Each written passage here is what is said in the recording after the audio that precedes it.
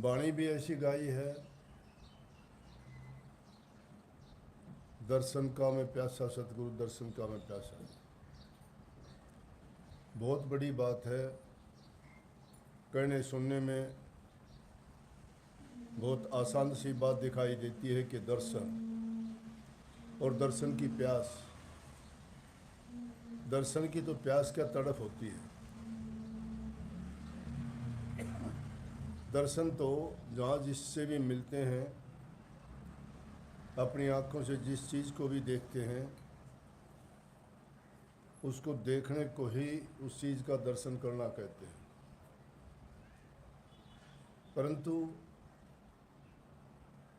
मंदिर मस्जिद में जाके अपने इष्ट का, हमारे जो पूर्वज हुए हैं, संत महात्मा अवतारी पुरुष श्री राम, श्री कृष्ण, हनुमान जी और दूसरे देवी देवता,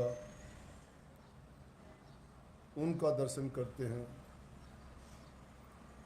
दर्शन करने के फायदे क्या है, क्यों दर्शन करते हैं? 5 हमारी ज्ञान इंद्रिय है, 5 कर्मेंद्रिय। ज्ञान इंद्रिय हमें ज्ञान देती है। जो भी चीज़ हम आँखों के द्वारा, कानों के द्वारा, नाक के द्वारा, जीभा के द्वारा, त्वचा के द्वारा, ये 5 हमारी ज्ञान इंद्रिय हैं। जो भी चीज़ स्पर्श करते हैं उससे ज्ञान मिलता है। जीभ के चखने से हमें ज्ञान मिलता है। आँखों के देखने से हमें ज्ञान मिलता है।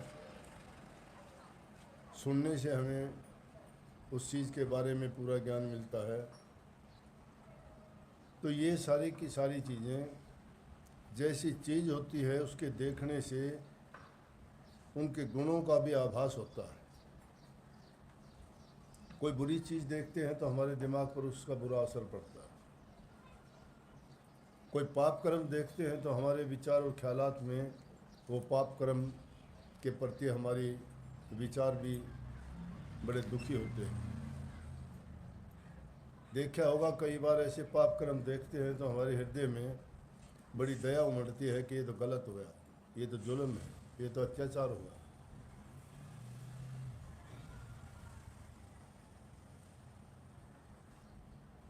अगर अच्छी चीज़ देखते हैं तो हमें खुशी मिलती है उससे। अच्छी चीज़ को देखने से हमारे विचार शुद्ध और पवित्र होते हैं, मन को खुशी मिलती है, उसको देख के हंसते हैं, सारा गम भूल जाते हैं। लेकिन महापुरुषों के दर्शन करने से हमारा मन शुद्ध होता है और विचार पवित्र होते हैं। एक प्रकार का आँखों के लिए वो अंजन है। आँखों की सफाई करने का एक ऐसी दवा है कि महापुरुषों के दर्शन करने से हमारे पाप कर्म कटते हैं, हमारे विचार शुद्ध और पवित्र होते हैं, हमारी भावना पवित्र होती है, हमारी सोच बदल जाती है और उन महापुरुषों के गुण याद करके हमें बड़ी खुशी शांति मिलती है। ये दर्शन करने का महत्व है।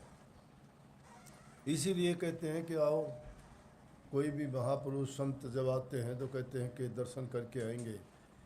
दर्शन करने से मन प्रसन्न होता है। भले इंसान के दर्शन करने से आप गदगद हो जाते हो, खुश होते हो, दुष्ट आदमी के दर्शन करने से आपके विचारों में थोड़ी तलखी आ जाती है, बुराई आ जाती है, आपको अच्छा नहीं लगता। और दर्शन का महत्व भी है। महापुरुषों के दर्शन करने से कर्म कटते हैं। एक बार की बात है कि एक राजा अपने महल में सुबह सुबह उठ के जब बिस्तर से उठा तो उन्होंने खिड़की में से झांक के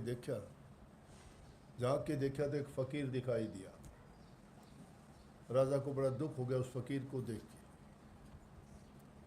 क्यों, तन पर कपड़े नहीं थे, एक कपड़ा था, हाथ में कमंडल था, नंगा बदन शरीर देख के राजा के मन में ख्याल आया कि आज सुबह सुबह मुझे कहाँ दर्शन हुए। देखा जाए तो ऐसे पुरुषों के दर्शन तो बड़े दुर्लभ होते हैं, जिन्होंने तप किया है, त्याग किया है, दुनिया से विरक्त हो गए हैं, जिनको किसी चीज़ की लालसा नहीं है, जो भजन बंदगी करके इस दुनिया के दलदल से ऊपर उठ चुके हैं, ऐसे महापुरुष के दर्शन अगर हो जाएं तो क्या करना है, भाग्य से मिलते हैं। कहीं ऐसे दर्शन मिल जाए तो उन जीवों को भाग सराहना चाहिए। लेकिन राजा था, दुनियादारी के रीति रिवाज जानता था, उनको दुखों का पता ही नहीं था। वो तो सोचते थे कि ऐसे आदमी के दर्शन करने से सुबह सुबह मेरा बड़ा अनर्थ हो गया कि कहाँ मंगते और भिखारी जैसे आदमी के दर्शन हुए। राजा ने नौकरों को हुक्म दिया कि उसको लेके आओ, उसको बुला के लेके आए। लाके राजा कहने लगा कि सुबह सुबह आपके दर्शन हुए हैं, मुझे अच्छा नहीं लगा, बहुत बुरा है, सज़ा मिलेगी आप। महात्मा हंसने लग गया। महात्माओं के पास ज्ञान विवेक विचार होता है, वो ऐसे ही नहीं, कोई बात ऐसे ही नहीं बोलते। वो मौत से, सज़ा से, दुनियादारी की चीज़ों से डरते नहीं हैं। उन्होंने मौत को, दुख को, सबको जीत लिया है, बेपरवाह होते हैं। उनको कोई चीज़ खोने का डर नहीं होता, ना कोई पाने की लालसा होती है। उनको पता है ये दुनिया के पदार्थ मिथ्या है, झूठे हैं, ये साथ नहीं जाने वाले, ये इंसान को कुछ देने वाले नहीं हैं। जब यहाँ से जाएंगे तो खाली हाथ जाएंगे। सिकंदर महान की बात सुनी होगी। सिकंदर पूरी दुनिया को फतेह करना चाहता था, पूरी दुनिया को जीतना चाहता था। उसका गुरु मिल गया, गुरु के पास गया। जब विजय के लिए निकला, संसार विजय के लिए जब निकला, अपने गुरु के पास गया। हम भी कोई काम करते हैं तो अपने गुरु से, अपने इष्ट से जाके पूछते हैं ना कि जी कोई मुहूर्त बताओ, बच्चों की शादी कब करें, मकान की नींव कब रखें, कोई कारोबार करते हैं तो बताओ दुकान या व्यवसाय का काम कब से शुरू करें। इसी तरह से ये पुरानी रीति रिवाज आज के नहीं है। सिकंदर गया अपने गुरु के पास, ढूंढते ढूंढते गया तो वो समुद्र के किनारे मिट्टी में लेटा हुआ मस्ती में। जाके प्रणाम किया, प्रणाम करके कहने लगा कि गुरुजी मुझे आशीर्वाद दीजिए। बोला किस चीज़ का आशीर्वाद? कि मैं दुनिया को फतेह करने निकला हूँ। बोले क्या होगा? कि दुनिया को फतेह कर लूँगा तो चक्रवर्ती राजा मैं हूँ, फिर क्या होगा? मुझे बहुत इज्जत मिलेगी, सम्मान मिलेगा, खुशी मिलेगा, उसके बाद क्या मिलेगा? ये मिलने के बाद बोला ज़रूरत ही क्या है? बोला मुझे देख मैं दुखी हूँ क्या? मिट्टी पे लेटा हुआ है। बोला नहीं, आप तो बहुत सुखी हो। जिस सुख के लिए तू इतने कोतक करेगा, इतने लोगों का संहार करेगा, युद्ध करेगा, बुराई लेगा, और उतना कुछ करने के बाद जो खुशी मिलेगी, जो सहज में मिलने लग रही, उसको तलाश करने के बाद में आखिर तुझे वो खुशी चाहिए ना, वो खुशी यहीं मिल रही है। बोला नहीं, मेरी इच्छा है। बोला जाओ। गया, बहुत विजय करी, आधी दुनिया को जीत लिया। लेकिन हिंदुस्तान में आया, राजा पोरस से मुकाबला हुआ, हिंदुस्तान के अंदर नहीं घुस सका। उसको पता लग गया कि अब आगे तू जीत नहीं सकता। लेकिन उसका जीतने का अनोखा तरीका था।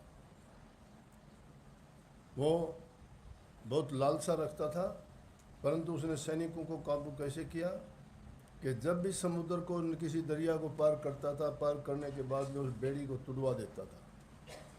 जो नाव, किश्ती, जहाज थे उनको तोड़ देता था ताकि कोई वापस ना जा सके। मजबूरन सबको युद्ध में रहना ही पड़े, कोई वापस ना लौट जाए। आखिर इतनी विजय करने के बाद में उसके मन में अब बीमार पड़ गया।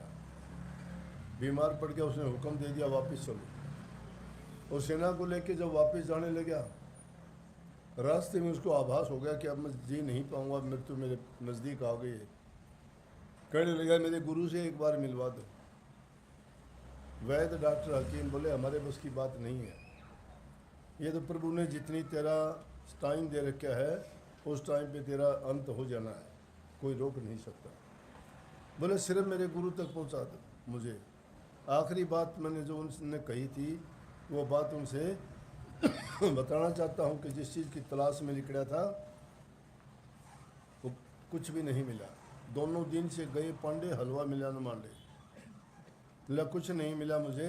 दुख खरीद लिया, बीमारी खरीद ली और अब दुनिया से मैं जा रहा हूँ आखिर में मिलने। बोले कि नहीं मिल सकता। बोला मेरा आधा राज दे दूंगा। बोला सारा राज भी दे देगा तो भी नहीं मिल सकता।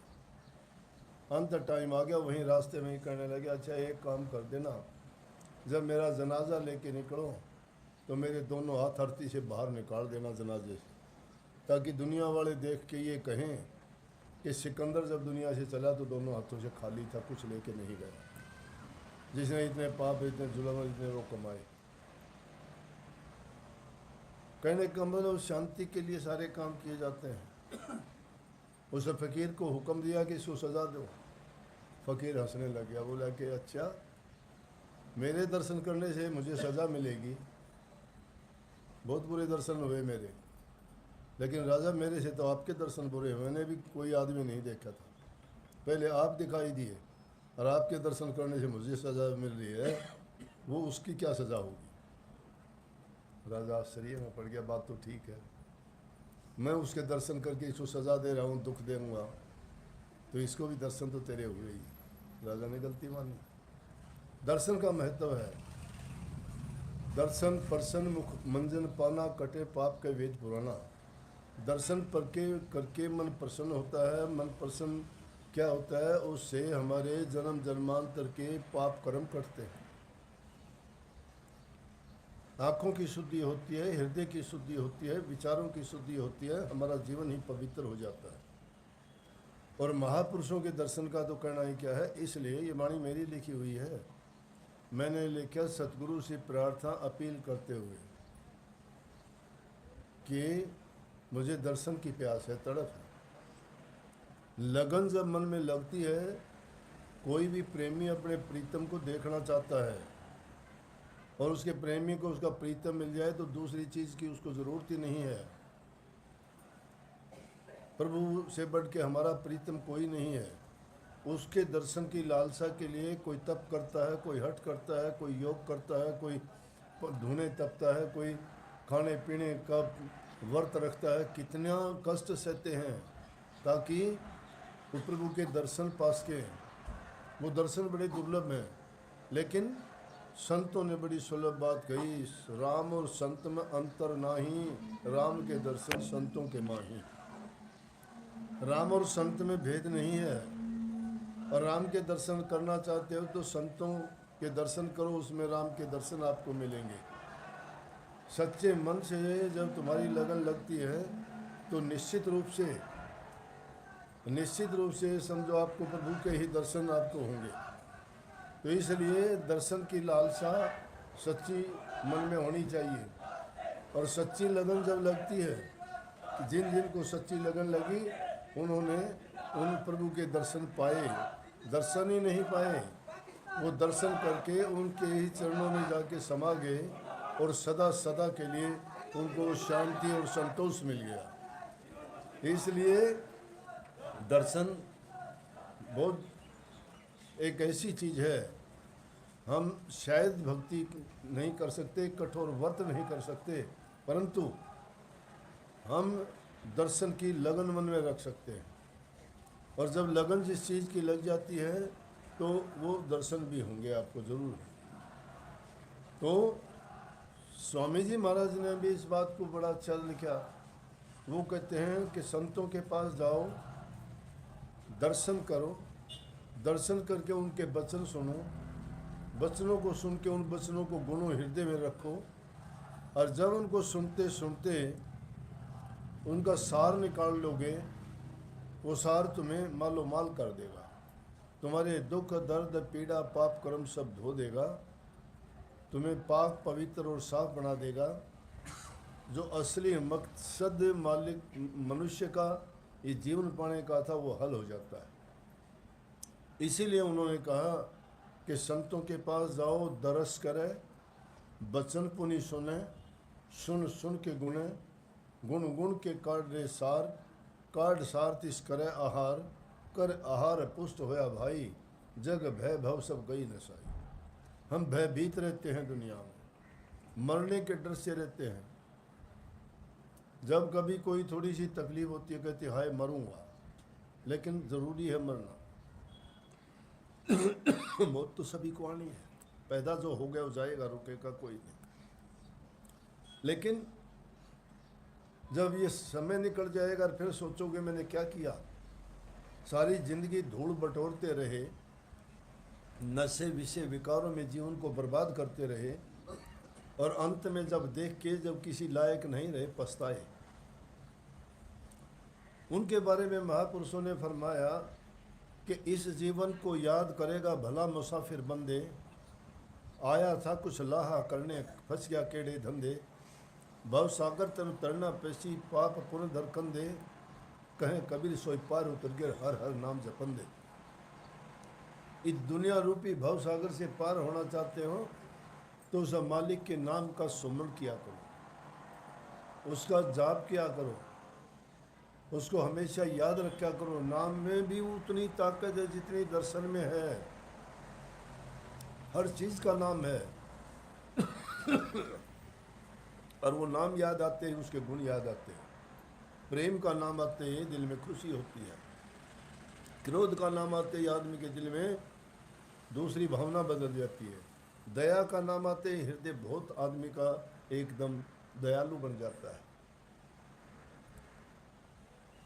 और अगर किसी चीज़ की लालसा हो तो आदमी लालची बन जाता है। इसलिए वो भावनाएं इसी तरह से नाम से प्रकट होती है। किसी का भी नाम लेते हैं उसके गुण प्रकट हो जाते हैं। जो चीज़ आपने अनुभव की है, इसलिए प्रभु के नाम में ये गुण है कि उसका नाम लेने से ही आपको शांति आनी शुरू हो जाएगी। लेकिन हम नाम को समझते और जानते नहीं हैं, भूल कर बैठते हैं, देखा देखी नाम लेते हैं, ना नाम का कभी जाप करते ना कभी याद करते। तो किया ना अभ्यास याद कैसे आओगा, अंत समय में राम नाम कैसे गाओगा। उस नाम का जब जिंदगी भर तो अभ्यास किया नहीं, अंत काल में जब मृत्यु पास खड़ी होगी और तुम कहोगे बचाओ मुझे बचाओ, कौन बचाएगा। इसलिए जिन्होंने सिर पर सा रख लिया, जिसने गुरु बना लिया, और वो गुरु को याद कर गुरु संभाल करेगा। अजामेल जी थे, अजामेल कहने लगा महात्माओं से कि मेरे से नाम नहीं जपया जाएगा, मैं बहुत बड़ा पापी हो चुका हूँ, इसलिए मैं नाम नहीं जप सकता। महात्मा कहने लगे नाम ना जप, कोई बात नहीं, हम नहीं कहते नाम जपया कर, लेकिन एक काम कर, तेरा लड़का होगा उसका नाम नारायण रख ले। महात्माओं ने युक्ति से काम लिया, नारायण नाम रख ले। बोले हाँ ये ठीक है, नारायण रख लिया। जब भी कोई काम होता उसको बहुत प्यारा था, सबसे छोटा लड़का था, जब भी कहता नारायण ये काम करना, नारायण पानी देना, मुझे बुढ़ापा आ गया, नारायण मुझे ये काम करना, नारायण मेरा ये काम कर। वो नारायण नारायण करते करते नारायण परमात्मा का नाम उसी का जाप हो गया। कही है कि जो कोई भक्ति करे कपट से वह को भी अपनाऊं, श्याम दाम दंड भेद से सीधे मार्ग लाऊं, खबर नहीं करूं अपनी। नकल से तो असल बने, नकल करते करते असली हो जाता है। अंत काल जब आया, यम के दूत उसके चारों ओर फिरे, और वो यम के दूत जब उसको ले जाने के लिए तैयार खड़े थे तो कष्ट हुआ, तो बोला नारायण आना रे, ये कौन है मुझे तंग करते हैं, नारायण आना। तो कहते हो लड़का नहीं, स्वयं परमात्मा आके और अजामेल को लेके गया। अब जिसने दुष्ट काम करे हों, पाप कर्म करे हों, और उन्होंने सच्चाई से नहीं, वो भी ऐसे ही नाम लिया हो प्रभु का, और तो भी उन्होंने उनको आके संभाल लिया, तो जो जानबूझ के सच्चे मन से उस प्रभु के नाम का जाप करेगा तो क्या उनको नहीं संभालेंगे? ज़रूर संभालेंगे, अवश्य संभालते हैं। उनको अगर पुकारोगे वो सुनते हैं, साक्षात आके तुम्हारे काम करते हैं। हमारी वो दृष्टि नहीं है उनके दर्शन पा सके हम, जब तक हमारा हृदय पवित्र नहीं है, भावनाएं शुद्ध नहीं हैं, उनके दर्शन नहीं पा सकते। ऐसे ऐसे अवसर हर एक इंसान के जीवन में आते हैं, कितने किस्से हमारे पास मिलते हैं। कोई आके कहता है जी आपका बहुत बहुत शुक्रिया, आपने तो हमें बचा लिया। क्या हुआ भाई? अजी हुआ क्या, एक्सीडेंट हुआ, गाड़ी सारी टूट गई, लेकिन हम उसमें सब के सब सुरक्षित बच गए, किसी को कुछ नहीं हुआ। हादसा बताऊं, अभी कुछ दिन पहले हमारा जयपुर का कार्यक्रम था सत्संग का। 30 से भी ज़्यादा ही गाड़ियाँ, 30-35 गाड़ियाँ थी, लंबी लाइन थी।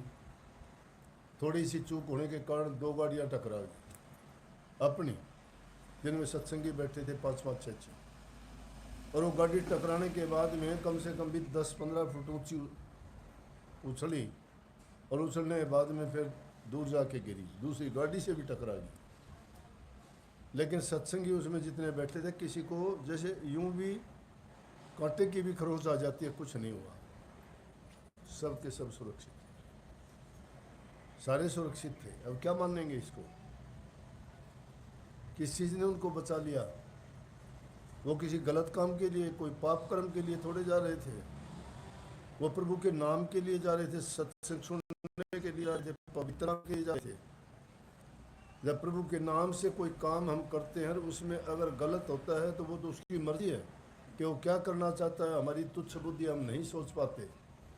जो भी वो करते हैं हमारे हितकर होता है, क्योंकि प्रभु जो करता है वो सही करता है, वो गलत नहीं करता। वो बहुत बड़ा न्यायकारी है। बस सब के सब इतने सुरक्षित, हैरान आके बताया जी 2 गाड़ियाँ भिड़ गई, लेकिन किसी को कुछ नहीं हुआ। सारे सत्संगी वहाँ जयपुर में सत्संग सुन रहे हैं, आराम से गाड़ियाँ छोड़ दी हुई, पुलिस वाले उठा के ले गए। कहा है कि जब वापस आएंगे संभाल लेंगे गाड़ियों को। अब ये बताओ, अगर जो सच्चे मन से उनकी भक्ति करता है तो उनको कष्ट होने देता है क्या? लेकिन उस टाइम पे हम नहीं समझ पाते किसने बचा दिया। कोई दुर्घटना होती है, कोई तुम्हारे पास आके कहता है कि ये ले, मैं तेरा ये काम कर देता हूँ, कोई बात नहीं, चिंता ना करो, मैं आपकी मदद करूँगा। लेना नहीं, देना नहीं, कोई जान नहीं, पहचान नहीं, तुम्हारी मदद क्यों करता है? अरे प्रभु अनेकों रूप धर के आ जाता है, पता ही नहीं लगने देता। अपने भगत के लिए वो कोई भी रूप धर के आ जाता है, और उसके काम करके भी चला जाता है, और वो इंसान सोचता रहता है क्या हो गया। ऐसे ही घटना दिल्ली में हुई। एक अध्यापिका थी जींद से, उसको पेप्टिकल अल्सर था, बहुत दुखी रहती थी। काफ़ी दिन दवाइयों से तो ठीक रही, लेकिन फिर बहुत ज़्यादा उसकी ब्लीडिंग होने के कारण दिल्ली अग्रवाल हॉस्पिटल में दाखिल हो गई। वहाँ उसमें दाखिल होगी, लेकिन वहाँ जान पहचान का कोई नहीं। डॉक्टरों ने कह दिया कि आपको तो खून चढ़ेगा, खून दो। कौन दे खून? उनका बेचारे कोई जान पहचान का भी कोई, दोनों पति पत्नी थे। इतनी देर में एक जवान लड़का जाता है वहाँ, जवान लड़का जाता है और जाके कहता है बहन जी आपको खून की ज़रूरत है। वो हैरान, कौन लड़का है? बोले हाँ भाई, जिसको ज़रूरत होती है वो कौन तहकीकात करेगा, क्यों पूछा तू कौन है, कहाँ का है, क्यों पूछता है? उसको अपनी चिंता थी। बोली हाँ भाई ज़रूरत है। बोला कितनी ज़रूरत है? बोला 2 शीशी। बोला मैं दूंगा, चलो। खून दे दिया, और खून देने के बाद ये कह बहन जी और ज़रूरत हो तो हमें बता देना, हम आपके खून फिर दे देंगे। वो देख के चले गया, उसका पता ही नहीं उनको कौन था। वो रोने लगी। बोला जी मुझे पता है आप थे। बोला सारा काम करके चले गए, कोई बात नहीं, कोई लेना नहीं, कोई देना नहीं, कोई लालच नहीं, कोई सवाल नहीं। अरे महापागल आदमी, ये आपको समझने में बहुत देर लगेगी। वो प्रभु अपने भक्तों को, प्रभु भक्तों का प्रतिपाला है, पल पल उनकी रखवाली करता है। जो सच्चे मन से उसको याद करता है वो उनके दिलों में ही रहता है, दूर उनसे जाता ही नहीं। प्रभु का ठिकाना कहाँ है? भक्तों के हृदय में है। तो इसी तरह से हमारे अनेक अवसर आते हैं, ऐसे हमारे पास से हमारे काम करके चले जाते हैं, हमें पता भी नहीं लगता। बाद में सोचते रह जाते हैं कौन था, क्यों था। ये है परमात्मा का और कोई रूप नहीं है। कभी सोचते हो कि और किसी रूप में है? वो किसी भी रूप में आके आपके काम कर देगा। पशु के रूप में, इंसान के रूप में, किसी जानवर के रूप में, पक्षी के रूप में, हर रूप में आके, जैसे अभी जिस ढंग से भी तुम्हारा काम संवारना होगा, प्रभु उनको तकलीफ नहीं पाने देता। लेकिन कमी हमारी रहती है, हम डामाडोल हैं, हमारा हृदय मानता ही नहीं किसी चीज़ को, हमारा विश्वास तो अपने आप पर ही नहीं है। अरे यकीन करके पक्का तुम प्रभु को अगर मानते हो तो अपने हृदय में बसाओ उन्हें। कौन छीन लेगा तुमसे? वो तुम्हारा है, सबका है, वो किसी एक का नहीं है। जो जिस रूप पे जहाँ उसको याद करता है उसी रूप में प्रकट हो जाता है। सत्संग से इंसान को ये ज्ञान मिलता है। दर्शन करो, वचन सुनने का ये फायदा है। वचन सुनो, लेकिन वो वचन सुनने के बाद में भूलो ना, रख लो हृदय में कि ये बात बताई थी। बात बताई हुई ही आदमी के लिए ज्ञान बन जाता है, वही ज्ञान है। अगर उनको याद रखे तो वक्त बेवक्त वो चीज़ काम आती है। जब कोई ऐसी घटना होती है तो आपको भी याद आएगी कि हाँ, सत्संग में ये बात बताई थी। तो हो सकता है कि मालिक मेरी मदद करने के लिए ये किसी न किसी रूप में प्रकट हुए हैं, आए। इसलिए कही कि दर्शन का मैं प्यासा, सतगुरु दर्शन का मैं प्यासा जी, कि मालिक मैं दर्शन का प्यासा हूँ। क्योंकि जिनकी सच्ची प्रीति होती है उसको दूसरा दर्शन मिल जाए, सब कुछ मिल गया। चंदा बसे आकाश में, रवि शशि बसे, सूर्य और चंद्रमा अलग अलग हैं। आकाश में रहते हैं, इतने दूर रहते हैं, लेकिन कुमोदनी जल में रहती है, उसको चंद्रमा की आस लगी रहती है। चंद्रमा का फूल जाता है। कमल का फूल जब दिन निकलता है तो सूर्य को देख के वो खिल जाता है। सूर्यमुखी को फूल को सूर्य से प्रीति है, वो जब सूर्य उगता है उसकी तरफ मुंह कर लेता है, जो जो सूर्य जाता है फूल उसकी तरफ घूमता चला जाता है। ये है वो सच्ची लगन। सच्ची लगन जिसकी लग जाती है वो बेपरवाह हो जाता है, अपनी परवाह नहीं करता। प्रीतम के लिए प्रेमी कुर्बान हो जाता है। दीपक के ऊपर पतंगा कभी देखता नहीं है कि मैं क्या करूं, लेकिन वो आशिक है उसका। तो उस प्रकाश को देखने की लगन है, और प्रकाश को देखते नहीं तो इतना मस्त हो जाता, देखते देखते खाना पीना ना कोई और आराम करना, पूरी रात उसके चारों तरफ घूमते घूमते जब सुबह का प्रकाश हो जाता है और वो जब हो जाता है तो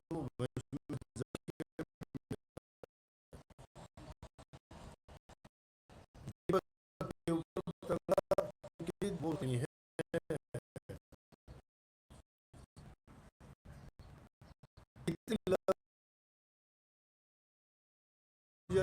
कि लगन में ही मस्त हो जाना, इससे या तो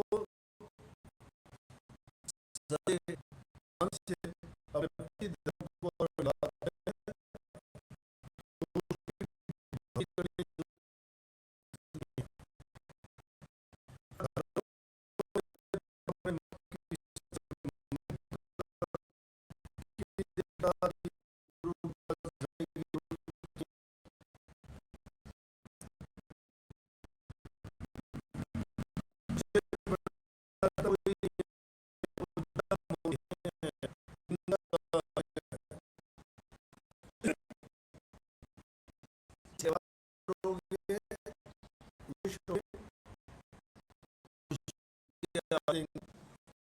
एक शुद्ध विचार और शुद्ध भावना तुम्हारे लिए अमृत का काम करेगी, तो ये वह सिद्ध होगी, खुशी देगी, शांति देगी, हर काम आपको वो बरकत देगी, आपके सारे अच्छे होंगे।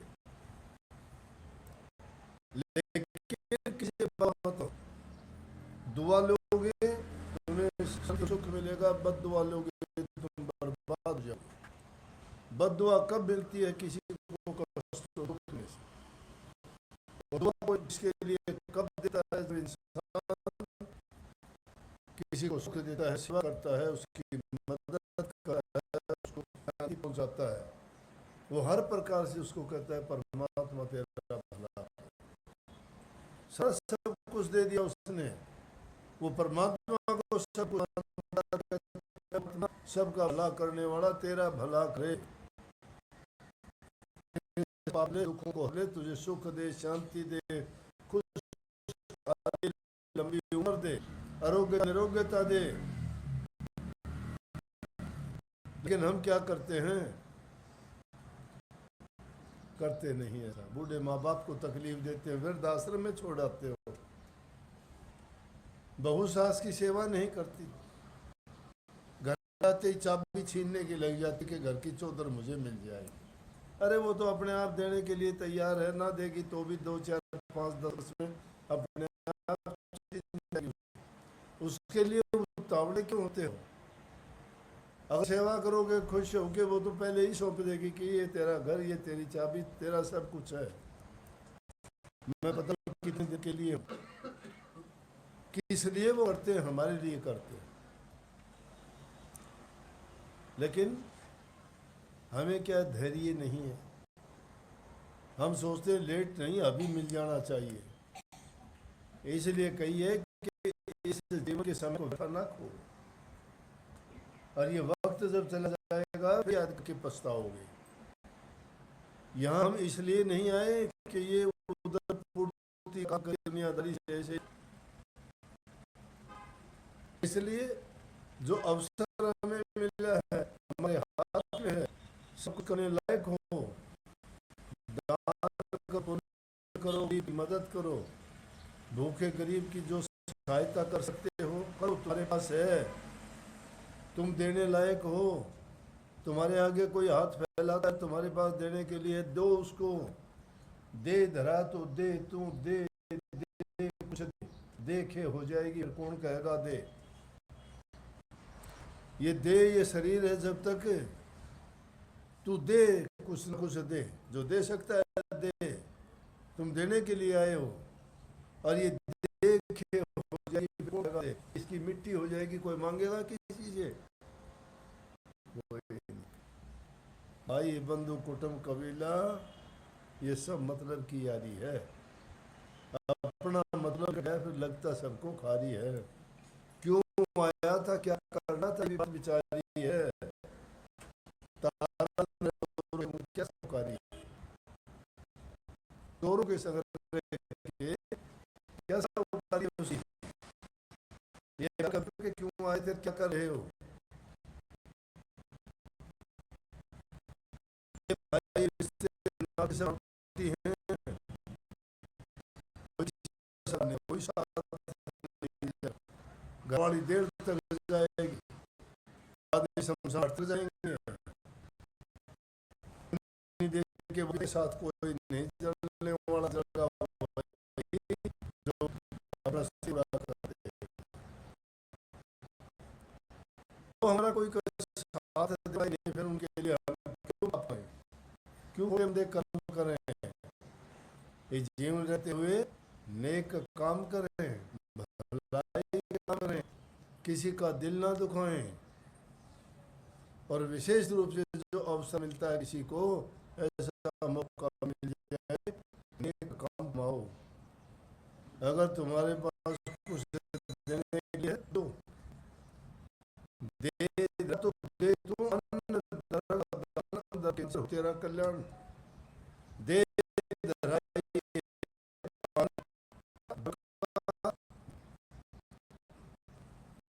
कबीर साहब कहते हैं, कबीर कहे कमाल से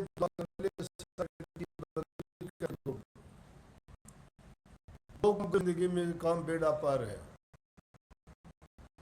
या तो करो साहिब की बंदगी, बंदगी नहीं कर सकते तो दान पुण्य, भूखे गरीब को कुछ दो, परमात्मा ने तुम्हें देने लायक बनाया, तुम भिखारी नहीं हो, है तुम्हारे पास देने के लिए, जो तुम्हारे पास मांगने के लिए कोई आ गया तो तुम्हारी इज्जत करने आया है, वो उसको दो जरूर।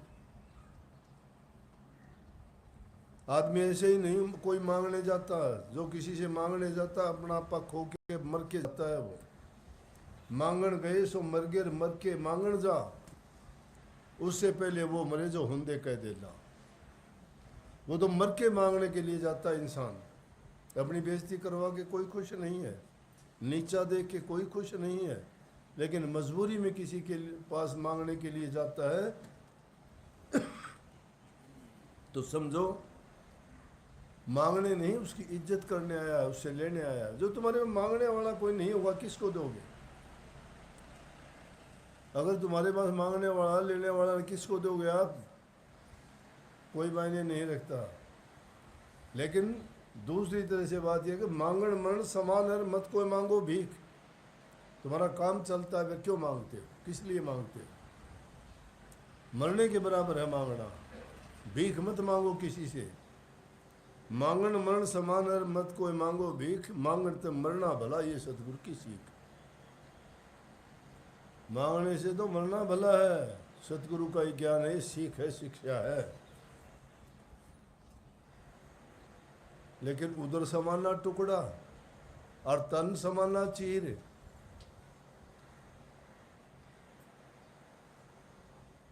ये मांग ले तो दोष नहीं है, जरूरत है उसकी। इसलिए मालिक ने आपको जिस लायक बनाया है, करो काम हर प्रकार से। या तो प्रभु की भक्ति करो, उसमें अगर थोड़ी सी गलती रहती है, काम नहीं कर सकते, नाम भक्ति इतनी नहीं कर सकते, गुरु ने दूसरा रास्ता भी बता दिया कि उसमें दान करो, दया करो, उपकार करो, परहित करो। सेवा सिर्फ धन की नहीं होती, सेवा तन की होती है, मन की होती है, धन की होती है और सूरत की होती है। तन सबके पास है, सेवा कर सकते हो। मान लिया तन भी आपका लायक नहीं है सेवा करने के, मन है, मन की सेवा क्या है? प्रभु के नाम का सुमन करो, दूसरे की भलाई सोचो, किसी का बुरा मत सोचो। किसी का बुरा सोचोगे तो तुम अपने आप को दूषित कर लेते हो, अपने विचारों में विष घोल देते हो, फिर अच्छा नहीं है, बहुत बुरी बात है। मन से प्रभु के नाम का चिंतन करो, सुमन करो, भजन करो। धन हो तो दान पुण्य करो, अगर नहीं है तो कोई दो चीज़ों में, तीनों में से एक तो पाएगी, या शरीर होगा, नहीं तो मन तो सबके पास है। मन से अच्छा है सोचा करो। और सूरत की सेवा जो चौथी है, वो आप जैसे भक्तों के लिए है। सारी चीज़ आपके पास है तो आप सूरत की सेवा करो। वो सूरत की सेवा है नाम भक्ति। अच्छे गुण आप में विद्यमान हैं, बुराइयां सब आपने छोड़ दी हैं, विषय विकारों से आप बरी हो, दूर हो, गुरु की आज्ञा में रहते हो, समर्पण है आपका पूरा, गुरु के आज्ञा और वचन में चलते हो, तो गुरु आपसे चाहता है कि आप नाम भक्ति करो। नाम की भक्ति जो जो करते चले जाओगे, आप इन दुनिया की जो काल और माया की कीचड़ और दलदल है उससे ऊपर उठ जाओगे। जिस प्रकार कीचड़ चाहे कितना भी ऊंचा चढ़ जाओ, कमल कीचड़ में खिलता है। कीचड़ कितना भी ऊंचा चढ़ो, कमल का फूल उसमें डूबता नहीं, उससे ऊपर ही चलता जाएगा। भक्ति करने वाले का ये है कि अगर वो भक्ति करता है तो चाहे उसके आसपास का वातावरण कैसा भी क्यों ना हो,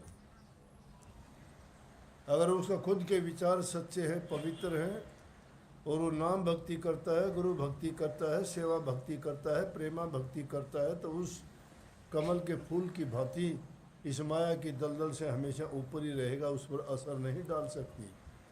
जैसे रहीमी जी ने कही है ना, रहीम जी कहते हैं, रहीमन उत्तम प्रकृति का करी क्या सकत कुसंग, चंदन विष व्यापत नहीं लिपटे रहते भूषण। कि जिनकी उत्तम प्रकृति हो जाती है, जिनमें गुण अच्छे हो जाते हैं, उनका दुष्ट आदमी भी कुछ नहीं बिगाड़ सकते, क्योंकि चंदन के पेड़ में खुशबू आती है, उसमें सर्प लिपटे रहते हैं और उसमें डंक मारते रहते हैं, लेकिन चंदन में तो खुशबू ही आती है, उसमें जहर का कोई असर नहीं होता। इसलिए माताओं, बहनों, भाइयों, सच्ची भक्ति किया करो। सच्ची भक्ति करोगे हर प्रकार से सुखी रहोगे। घरों में रह के माँ बाप के वचन की पालना करो, उनकी सेवा किया करो। तुम्हारे घर में स्वर्ग जैसा काम हो जाएगा। जहाँ सुमति वहाँ सुख नाना, जहाँ कुमति वहाँ दुख विधाना। जिन घरों में आपस में प्यार प्रेम नहीं है, मीठा बोलते नहीं हो, सेवा करते नहीं हो, बूढ़े बुजुर्ग की कदर नहीं है, उस घर में तो समझो नरक जैसा काम हो जाएगा, बेहाल होगा। लेकिन गुरु से नाम लिया है, गुरु की शिक्षा यही है कि घरों में प्यार प्रेम शांति रखो, जबान से मीठा बोलो, अच्छा बर्ताव करो, सबका सम्मान करो, जो कर सकते हो हर प्रकार की सेवा करो, और वो करते हुए नाम भक्ति को सर्वोपरि सबसे आगे रखो। तुम्हारा कल्याण, तुम्हारा हित उसी में होना है। सबको बहुत बहुत आशीर्वाद। राधा। आप सभी को राधा स्वामी जी। अगर वीडियो पसंद आई तो प्लीज़ उसको लाइक एंड शेयर करें, एंड नई अपडेट के लिए प्लीज़ चैनल को सब्सक्राइब करें। राधा स्वामी।